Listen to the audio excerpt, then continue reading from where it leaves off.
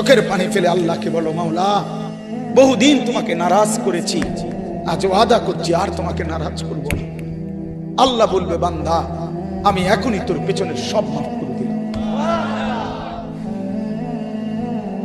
আল্লাহ বলে, বান্দা তুমি যদি রাত্রে আসো আমি রাত্রেই আসবো, তুমি যদি দিনে আসো আমি দিনেই আসবো। গুনাহ নিয়ে আসবা মাফ চাইতে রাতে, আমি আল্লাহ মাগফিরাত নিয়ে আসবো রাতে।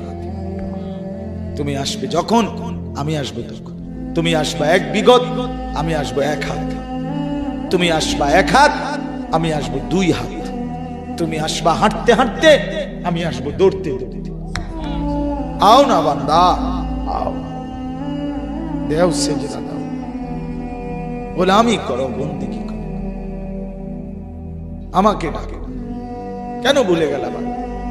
মা গাররাক, মা গাররাক। আল্লাহ বলছে কোরআনে, মা গাররাক। এই মানুষ, এই আমার বান্দা, কেন আমারে ভুলে গেল? কেন ভুলে গেল? আমি কি সৃষ্টি করি নাই? আমি কি অঙ্গ প্রত্যঙ্গ দেই নাই? আমি কি এমন সুন্দর সুঠাম স্বাস্থ্য বানাই নাই? আমি কি এই চমৎকার চেহারার আকৃতি দেই নাই? আমি কি দুইটা চোখ দেই নাই? আমি কি একটা জিহ্বা দেই নাই? আমি কি দুইটা ঠোঁট দেই নাই? আমি কি তোমাকে বানাই নাই? বলে বলো না ছেলেরা, উত্তর দাও ভাই। রাত গভীরে উত্তর দাও। গভীর রাত, এখন কোটি কোটি মানুষ ঘুমায় গেছে। তুমি এখন বলো ইনসাফের সাথে, কত নারী দেখলে শখ মিটবে? কত উলঙ্গ ছবি দেখলে তোমার তৃপ্তি হবে? হ্যাঁ, মোবাইলে কত নগ্ন ছবি দেখলে তোমার আউশ মিটবে? বলো ভাইয়া, বলো বলো বলো, একটা ছেলে বলো। পৃথিবীর কত লক্ষ নারী দেখলে তোমার আর দেখতে মন চাইবে না? কত উলঙ্গ ছবি দেখলে তোমার আর মন চাইবে না? যে মদখোর, যে নেশাখোর, সে তো আটলান্টিক মহাসাগরের ভরা মদ খেলেও তার তৃপ্তি হবে। যে জুয়ারি, সে জুয়া খেলতে খেলতে তার যদি ভিটা মাটি বউ বাচ্চাও দিয়া দেয়, তারপরেও তার জুয়ার নেশা যাবে। যে নারীতে আসক্ত, তার তৃপ্তি হয় না।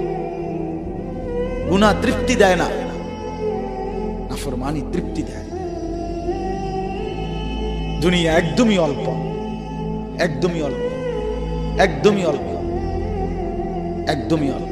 আজকে যারা বৃদ্ধ মানুষ, আপনারা ভাবেন আপনি সেই ছোট্ট ছিলেন, আপনি কিশোর হলেন, তরুণ হলেন, যুবক হলেন, আজ অক্ষম দুর্বল বৃদ্ধ হলেন। আর কয়েকদিন, যে কোনো দিন আপনি কবরস্থান। আজকের যুবক ভাই, তুমি ভাবো, তুমি তো প্রথম দিন যুবক ছিলে না, এক ছোট্ট কোলের বাচ্চা ছিলে। আজ তুমি ধীরে ধীরে তোমার সেই শিশুকাল চলে গেল, কিশোর কাল চলে গেল, তরুণ কালও চলে গেল।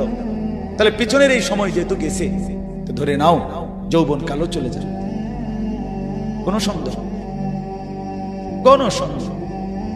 বন্ধু আমার, নষ্ট হইও না, নষ্ট হইও না। জীবন বড় দামি, সময় বড় দামি, হায়াত বড়ই দামি। এত সুন্দর যৌবন নষ্ট করে দিও না। হাদিসের মধ্যে আছে, আল্লাহর নবী সাল্লাল্লাহু আলাইহি সাল্লাম বলছিলেন, লাকাদ হামামতু আন আমুরা ফিতিয়াতি, আমার মন চায় আমার যুবকদেরকে সঙ্গে নিয়ে আমি ঘরে যারা নামাজ পড়ে আমি তাদেরকে বের করে আনি, অথবা আমি তাদেরকে আগুন দিয়ে ঘর সহ জ্বালিয়ে দেই। নবীজির হাদিস এটা।